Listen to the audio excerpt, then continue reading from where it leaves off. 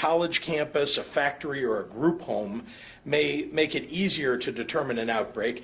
Most establishments that are frequented by the public, like restaurants or grocery stores, are not easily determined as the setting of an outbreak based upon those rules. Add on to that this disease is a respiratory in nature, and a person might take some time before they start to show symptoms. And you can see why where outbreaks occur is important information, but far from the whole picture.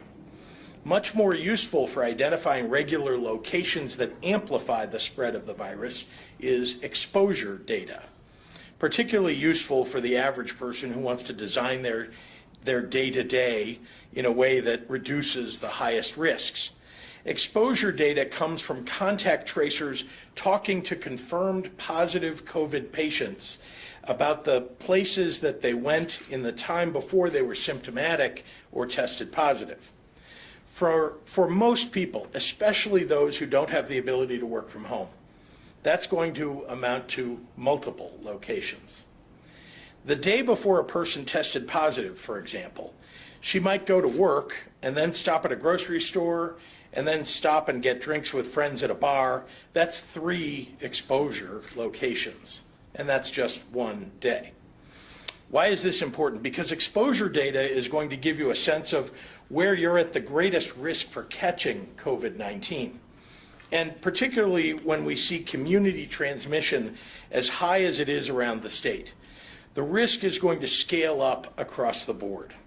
Remember, masks are vitally important and the best tool for reducing risk, but even with a mask, you don't eliminate risk, especially when inside in proximity to other people. And when you're taking your mask off in public to eat or to drink or even to chat, you're upping your risk. So here's our exposure data to date in Illinois. As you would guess, workplaces and schools are going to be big because anyone reporting to their workplace every day, or any student or teacher engaged in in-person learning who tests positive, is probably going to list school or work as a place they were before they tested positive. But the single largest category of exposure location statewide is restaurants and bars. And we see similar trends on a region-by-region basis, which you can review on the IDPH website. This aligns with the CDC study that came out earlier this fall. The study shows that when a COVID positive person could not identify a close contact that may have given them COVID, they were twice as likely to report dining in a restaurant in the 2 weeks prior to diagnosis. These are facts. And if the facts change, we can change our response. But all the data we have so far points to these locations where people remove their masks in close contact for an extended period of time as a major source of risk, and frankly, importantly, our mitigation plans reflect the fact that those are a major source of risk. Moving to school exposure data. I know the size of that school column on the exposure sites might alarm some parents, so I want to offer a couple of caveats on this data. First, this is exposure data, not necessarily the exact location where a student or teacher actually contracted COVID-19. Anyone who goes into a school building regularly would have likely reported school as a place they went before they became a confirmed positive. That doesn't at all mean that school is where they contracted the disease originally. And remember that masks are required in school and are not intended to be removed for extended periods of time. Second, while we have school-based data broken out by school on our website, this is exposure data that comes through contact tracing at local health departments. The best data for any one specific school will come from the area local public health department. Schools are required to let parents and local health officials know about any positive cases. In terms of school outbreaks, we have 10 schools that have currently reported confirmed COVID-19 outbreaks across the state. Again, local health departments will be the best source of information on any specific school. These outbreaks do not include secondary cases that may occur in a household, among a household member who's not been on the school grounds. But they do include those associated with before and after school programs like sports. In our statewide outbreak data, we see a pattern of formal group gatherings making up the majority of our confirmed outbreaks.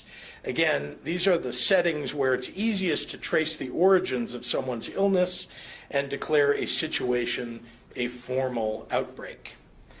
I mentioned the reasons why outbreaks are difficult to pin down, and I'll add that with rates of spread the way they are right now, it's only going to get harder because this disease isn't concentrated right now. It's widespread. This data will be updated every Friday for you on a weekly basis, joining the rest of our publicly available COVID-19 metrics at dph.illinois.gov. And with that, I'd like to turn it over to Dr. Ngozi Ezike.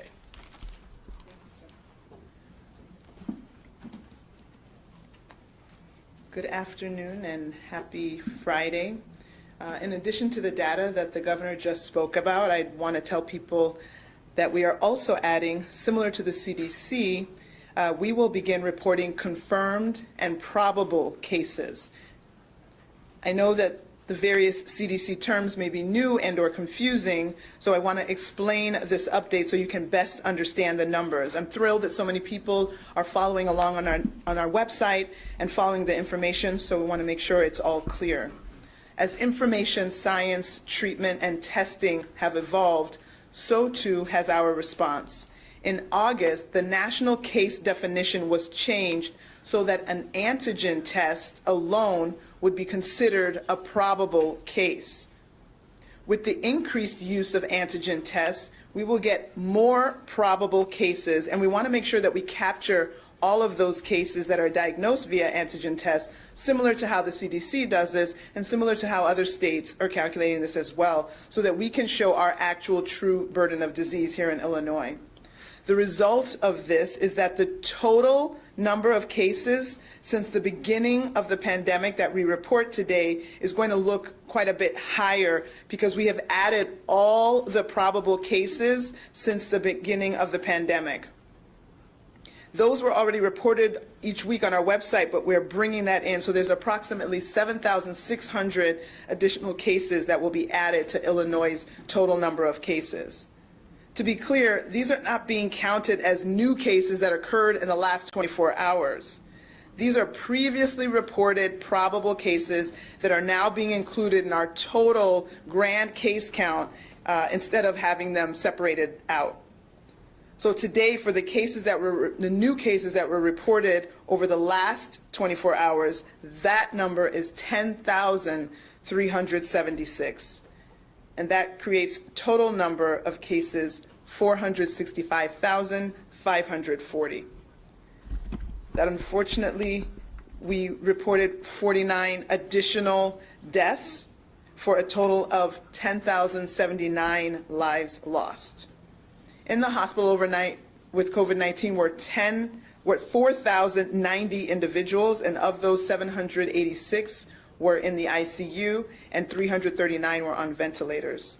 In the last 24 hours, we recorded an all-time high of 98,401 tests that were reported for our state running total of tests at 8.2 million.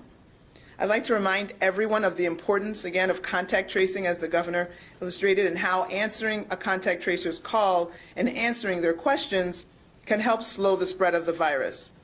If you test positive for COVID-19, a contact tracer will reach out to you to offer guidance and support about what you should do and answer any questions that you may have. The contact tracer will, again, to be able to provide that information that's listed, that was listed on the screen, will ask about the places that you've been and the people you were in close contact with during your infectious period. After that, the contact tracer will then reach out to your close contacts and let them know that they've been exposed to someone who has COVID-19 and let them know that they should be tested at the appropriate time and quarantined at home. The contact tracer will not tell any of your close contacts that you were the individual that was infected. They will simply indicate that you have been in close contact with someone who has tested positive, and they should quarantine so that they don't spread the virus on to others. But of course, I know most people, if they are identified as having COVID-19, I'm sure you will reach out and let your contacts know yourself, so that call should not be as much of a surprise. But just be clear that the contact tracers will not identify the person by name. So please, if you get that call from Illinois COVID Help, please answer the phone and answer the questions. And as the governor said, make sure you give the right number. Don't give the house phone that no one listens to. Please give the appropriate number so you can be contacted. Again, this isn't just about you. This is about all of us. The next several months are going to be very tough. They're going to be very hard. But how tough and how hard and how bad it is still depends on us. Let's please think beyond ourselves and do what we can to protect all of us. Again, that involves masking, maintaining your distance, washing your hands. And please get your flu shot. Now for the comments in Spanish. Hola y buenas tardes. Aparte de los datos que acaba de hablar el gobernador, quiero que la gente sepa que a partir de hoy, igual como el CDC, IDPH comenzará a informar casos confirmados y probables combinados. Yo quiero explicar los cambios para que todos entiendan los números. La información, la ciencia, el tratamiento y las pruebas han mejorado con tiempo. Eso incluye nuestra respuesta a esta pandemia. En agosto se cambió la definición de caso nacional para que las pruebas de antígeno se cuentan como caso probable. Las pruebas de antígenos se están volviendo más comunes. Estamos viendo casos más probables y queremos asegurarnos de capturarlos. Así de manera similar el CDC y otros estados para que podamos mostrar la verdadera carga de la enfermedad en nuestro estado. El resultado de esto es que el número total de casos desde el principio de la pandemia que informamos hoy se verá mucho más alto porque hemos agregado todos los casos probables que hemos estado informando cada semana en nuestro sitio web. Aproximadamente 7,600 casos es el número total de casos que estamos incluyendo hoy. Para ser claros, estos no se cuentan como casos nuevos que se han informado en las últimas 24 horas. Antes se informaron como casos probables que ahora se incluyen en el recuento total de casos en lugar de informarlos separados. Hoy estamos reportando 10,376 casos nuevos para un total de 465,540. Eso incluye 49 muertes adicionales para un total de 10,079 vidas perdidas. 4,090 personas pasaron la noche en el hospital con COVID-19. De ellos, 786 pacientes estaban en la unidad de cuidados intensivos y 339 pacientes estaban en ventiladores. En las últimas 24 horas, 98,401 pruebas fueron hechas para un total de más de 8.2 millones de pruebas en Illinois. Quiero recordarles a todos la importancia del rastreo de contactos y lo importante que es contestar las llamadas de los representantes del Departamento de Salud y contestar sus preguntas para desacelerar la propagación del virus. Si usted da positivo por el COVID-19, un representante le llamará para ofrecerle ayuda y orientación sobre lo que debe hacer y contestar cualquier pregunta que usted tenga. El representante le preguntará sobre los lugares que usted haya visitado y sobre las personas con quien tuvo contacto. Después, el representante les llamará a sus contactos para informarles que estuvieron expuestas a alguien que tiene el COVID-19. Informarles que deben hacer una prueba y hacer cuarentena en casa. El representante no compartirá con sus contactos que usted es la persona infectada. El representante simplemente les indicará que tuvieron contacto con alguien que dio positivo y que deben hacer cuarentena para no seguir propagando el virus, si es que se han infectado. Así que, por favor, si llega una llamada de Illinois COVID Help, por favor, contesta la llamada y contesta las preguntas. No se trata solo de ti, se trata de todos nosotros. Por favor, piensa en tus vecinos. Vamos a tener un periodo difícil por los meses siguientes. Haga lo necesario a proteger a tu comunidad. Recuerda los 3 M's. Su máscara, las manos, lávense las manos y mantenga su distancia. Muchísimas gracias para su apoyo. And with that, I will turn it back over to Governor Pritzker. Thank you. Thanks, Doctor. Happy to take questions from members of the media. Governor, a number of testing sites in the suburbs have run out of their supplies within the first hour of opening. Can you address the question? Just recently, because what we've asked all of the testing sites anywhere that needs additional, testing or supplies to notify IDPH to make sure that we know about it. We want to make sure we're providing it everywhere we can. And obviously, as the case numbers grow and people's desire to go get a test increases, we're seeing that sort of situation. But we have testing ability. We're trying to spread it out across the state. It isn't unlimited. It's not unlimited, but I think we've done a pretty good job of trying to get it, particularly into the southern region of the state, where this is a relatively new phenomenon for them, at least over the last couple of months. This is new as opposed to the first few months. And so I know that a lot of people there are getting more concerned than they have been before. But we're going to do everything we can to get enough tests. I can't, manufacture the tests, but I will say that we have ramped up testing. I think today we're at 98,000, nearly 100,000 tests. And if you'd told me, in May that we would get to 100,000 tests, I would have told you that sounds near impossible, but here we are. Yes, sir. Governor, yesterday you mentioned the possibility of stricter mitigations if we don't bend the curve once again. Can you be specific about what it is that is on the table? Are we talking retail? Are we talking hair salons? Are we talking complete in-person shutdown at restaurants? What are we talking about? No, I can't be specific right now because what I've said to you, and I think I said to you yesterday, is I think you can see on the website that they're at various stages of mitigations as we were very tight, coming off of the stay-at-home order to, into phase 2, phase 3, and then phase 4. You can see what all the mitigations have been, and so those are mitigations that we continue to evaluate now as we think we need to, consider rolling things back.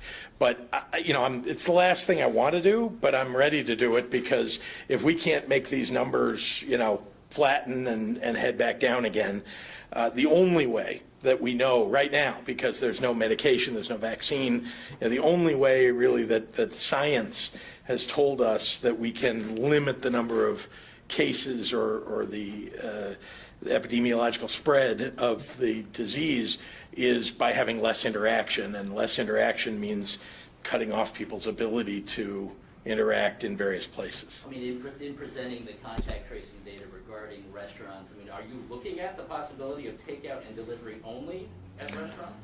Well, I think actually the shutting down the indoor service at restaurants and bars does have the effect that we've seen in the studies. It has the effect of limiting the amount of exposure that people have. Outdoor, I realize, we live in Illinois, so outdoor is hard to do as we get further into the winter. But the fact is that outdoor with a lot of ventilation can be an effective way for people to continue having service. So that's, you're talking about pickup and delivery only, but I think we've also seen this outdoor service with ventilation working as well. And just one last thought, you know, with people making plans for Thanksgiving, they would probably like to know sooner rather than later. Is it likely you may be moving the entire state to like a tier 2, 10 people or less per gathering? I can't even answer that. I mean, this virus moves very quickly sometimes. You know, we're on the verge. I mean, we've been moving in a linear fashion, but we're definitely potentially coming to an inflection point where it could go exponential. If it does go exponential, and that's what happened last spring, you remember. If it does, then we'll be in a world of hurt. We're in, you know, a bad situation now. So, but I'm not looking at the, you know, broader mitigation of stay at home as something I would do, I don't know, in the coming days or week. But I can't guarantee you what it looks like 2 weeks from now or 3 weeks from now. I just don't know. None of us, frankly, expected that the entire country would be swept with an increase in COVID-19. I mean, obviously, let me just say, obviously, in the summer, people, and even in the spring, people were talking about the potential for a fall surge. And we prepared in every way that we could for a fall surge. But the idea that it could move this quickly, the number's up now above 10,000 cases in a day. You know, it's frightening. And so I can't tell you what next week or the week after are going to look like. We'll do one more in the room and then go online. Question for Dr. Zuke. Would you mind giving a little more detail about the statistic in terms of probable cases, what goes into that determination? Yes, thank you for the question. So confirmed cases are the cases that, you know, had the PCR test, that had the molecular test. The antigen tests, there's the Binax now that we have gotten hundreds of thousands of tests from the federal government, and we've been passing those out to local health departments in different places where we're piloting its use. Those are not considered, when you get the positive test on that, those are not considered confirmed cases. Those are called probable cases. But we are treating, I mean, that is a positive, I mean, you have COVID if you come up with a positive test on that Binax Now test. So that is part of our caseload in terms of people who now have been diagnosed with COVID and that we need to identify their contacts and that they need to isolate, et cetera. So total will now be the combination of confirmed cases plus probable cases. There's another group of probable cases. In the beginning, again, we've done such a great job with testing. If we go back trying to remember the time where we didn't have 100,000 tests a day, there was a time when we said, if you have the symptoms, you were around somebody who has COVID, you have the fever, you have this, you have that, you have COVID. You don't need to get a test, partly because we didn't have access for everyone. So those individuals that were made known to the local health department also got listed as probable cases because they were linked to someone who was known to have it but didn't have a confirmatory test. So those probable cases had been counted, but we've never included them. Now we're bringing all of that data back for probable cases.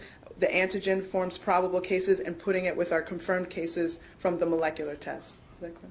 Okay. And if I may add, that's because the CDC has changed the guidelines, and also I just would add one other thing, and I know the director will correct me if I'm wrong, but I don't think I am. The antigen tests, particularly the ones that the federal government has distributed to us and to many other states, are a little less sensitive than the PCR tests. So that's why they're, you know, slightly, I don't want to say they're less accurate. I mean, they're just slightly, they have a different sensitivity level. And the result is that's why they've been labeled slightly differently. But if you get an antigen test done and it tests you positive, it is very, very likely that you are a positive. Yeah. All right, we'll go online. Dave Dahl from WTAX has a question. Governor, looking at the campaign income tax amendment, you blamed the other side and said they lied, but what should your side have done differently?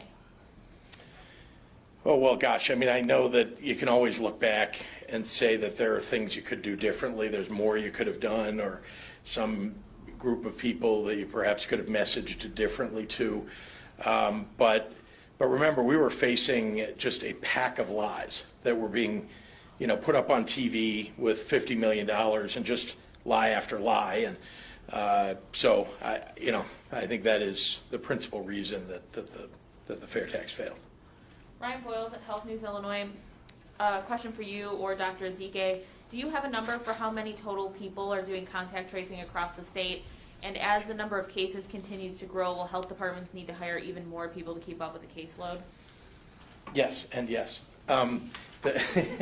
We have we have a goal of about 3,800 in total. Remember, they get hired not by us, not by the state or the IDPH, but by the local health departments. We've distributed the dollars for them to do that, and most of them have done a really good job. So we're up to statewide.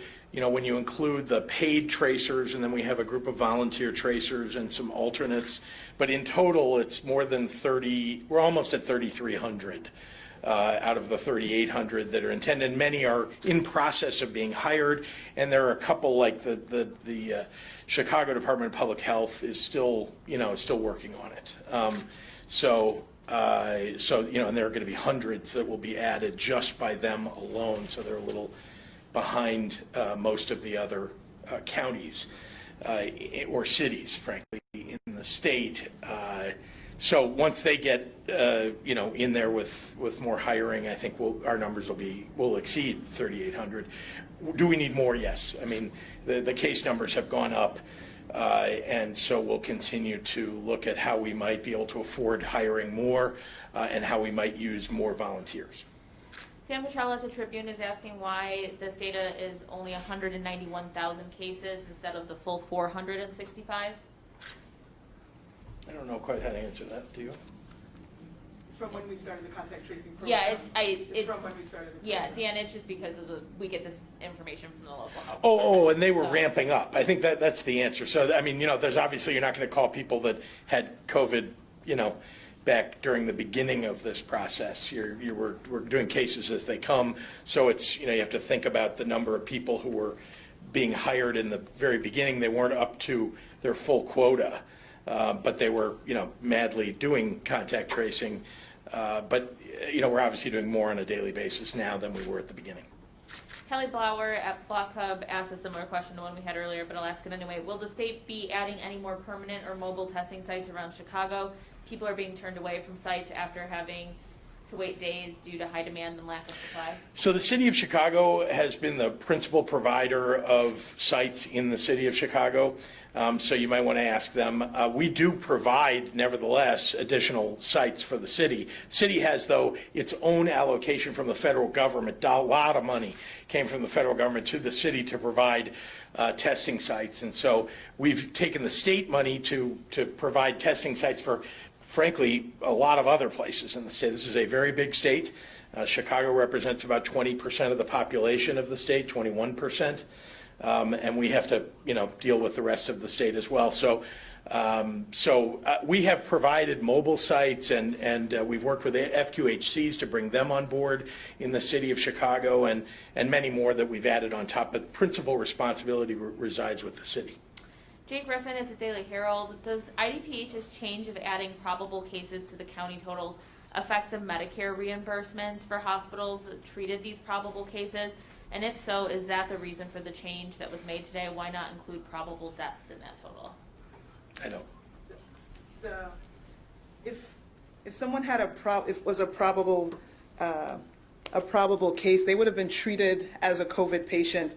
The ICD-10 code would have reflected that. So it doesn't change the management or the treatment of the patient. They would have been treated as a COVID patient, no different from the confirmed case. Jim Leach at WMAY. Some health professionals say there's the most evidence indicating bars as a source of spreading the virus than there is implicating restaurants. Should bars be treated separately and differently than restaurants for mitigation purposes? I've heard that, and I know that's out in the ether that bars are different than restaurants, and it could be true. Certainly, some bars are different. Some restaurants are different than some bars. Many restaurants have bars in them. Let's start with that. And the issue is taking off your mask for an extended period of time in a room that has many other people in it indoors. That's what, at least, again, I'm not making that judgment on my own. I talked to you about a CDC study just moments ago, but I have provided to everybody a dozen studies, and not to mention the outbreaks and mostly exposure data.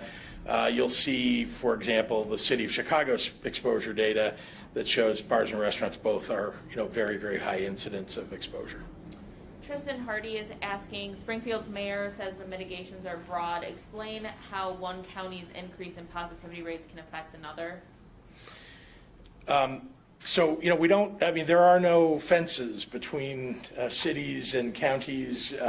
We don't do that in the United States. And I know people who cross over borders of counties and cities regularly for work or for something else, to visit family, to stop by a grocery store, so many other things. So the truth is that, this idea of, trying to wall off one area and treat it differently it's difficult to do. It's almost impossible to do. We, as you know, we broke the state up into 11 regions because we thought that would allow us, we could look at the data in a more granular fashion from when we had the state broken up into 4 regions. And before that, we had 1 region. It was the entire state. So I just want to remind everybody, it's very hard to get very granular, though, because from one city to another, from one town to another, it's hard to differentiate. It may be that on some set of blocks there's no COVID, and on this next set of blocks there may be a lot of COVID, and that doesn't mean that people on these blocks are immune. Jim Haggerty is the Rockford Advocate. Will be our last question. Dr. Zike, we continue to hear about herd immunity and allowing the healthy people to get infected while protecting the vulnerable, which seems to look different in different places. In Illinois, why or why not would that be an appropriate strategy? Herd immunity suggests that if you get to a certain population, a certain percentage of the population now having the disease, that would mean that, and we don't know exactly what that number is for COVID. I've seen estimates that say 60, 70, 80%. Let's even say that it's 60%. We think maybe the population in Illinois that has been infected with this virus is maybe 5 to 10%, right? 5 to 10%, and we got 10,000 deaths to get 5 to 10% of the people to have had the infection. The thought of how many people would need to get the infection and die to get to that 60, 70, 80% is unfathomable. And so that is not, I dare say that's not a moral way to approach this, to think that we would sacrifice that many lives to get to this, quote, herd immunity. All right, thanks everyone. Thank you.